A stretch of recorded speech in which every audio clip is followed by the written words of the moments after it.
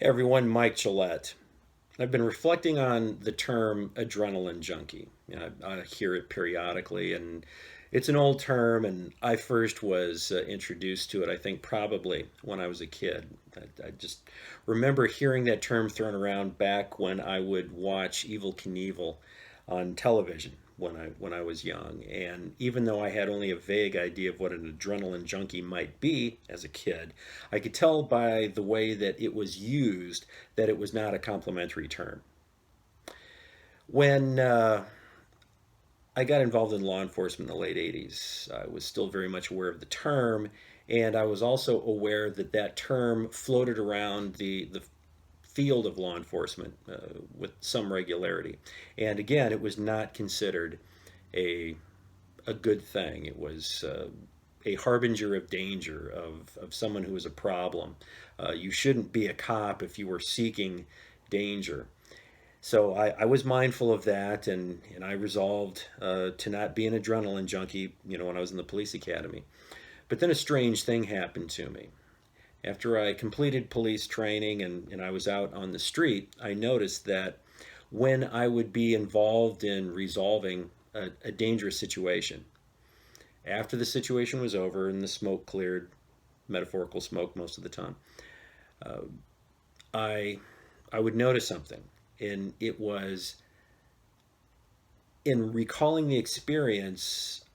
I realized that there was something about that experience that I wanted to experience again.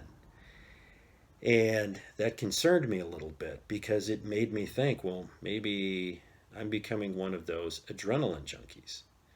So I tried to put that out of my mind. But next situation and the next situation, you know, I would successfully resolve that situation and make good decisions, the best that I could in the circumstance. And after things had calmed down and I had an opportunity to reflect on what had taken place, I realized that, yeah, I genuinely am attracted to the feeling that I have when I'm in the middle of that.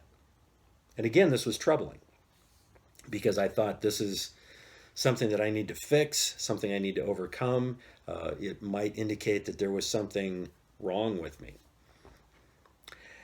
As time went on and I continued to perform reasonably well as a cop, and it didn't seem that my tendency towards that feeling was causing a problem, I started to get a little bit more objective about, well, what is this feeling exactly? Why is it that I think this is something that I enjoy experiencing? Because the circumstances surrounding that feeling were generally negative, they were generally dangerous. People were at risk, and of course, I didn't want people to be at risk. I didn't want people to be in difficult or dangerous circumstances. So there was a paradox to a degree as to why I felt the way that I felt. But eventually, I arrived at a theory which I still believe holds true today. And I think it probably holds true for a number of people who might find themselves referred to as adrenaline junkies. So here is the theory. In those moments of extreme danger, I had to engage in a level of focus, a level of concentration that I could not muster up on my own in any other circumstance. I had to make my best possible decisions. I had to read the environment with a level of clarity that I could not recreate in any other way. I realized as I sort of, added up all of the things that I was doing in resolving those circumstances, is that I was basically arriving at this optimal version of myself. This was me executing peak performance, if you will. That's what that was. The circumstances were forcing the best possible result out of me because they were so exacting. The circumstances just demanded so much that if you were not at your absolute best, it would be very dangerous for you and everyone else.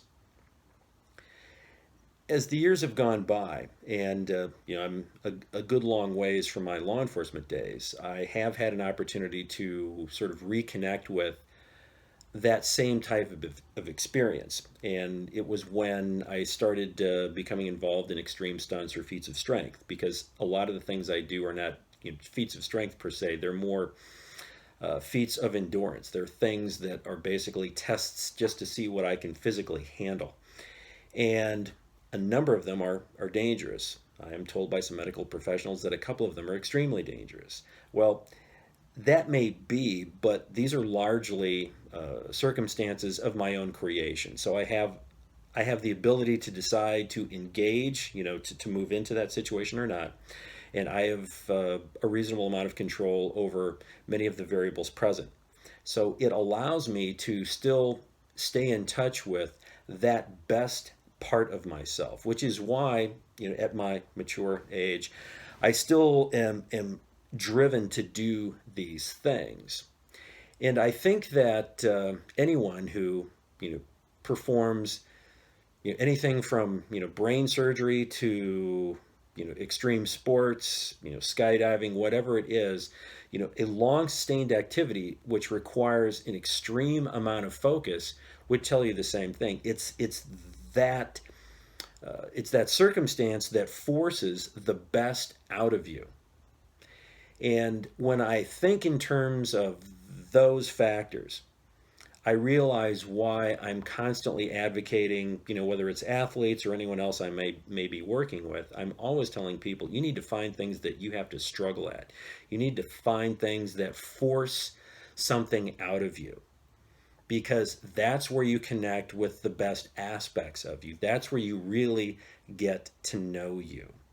So find something, perhaps not dangerous, perhaps not ridiculous, perhaps not anything that I might do, but find something that allows you to test yourself, to really come face to face with the best, most possible extreme iteration of you. Just fighting for something and yet being so completely focused. What that's going to be for you, I don't know. If I would choose, it would probably be something ridiculous. But seek that. Seek the struggle, seek the scary, seek that which pushes you to a point that you don't want to be pushed. You'll find yourself there. You'll find your best self there.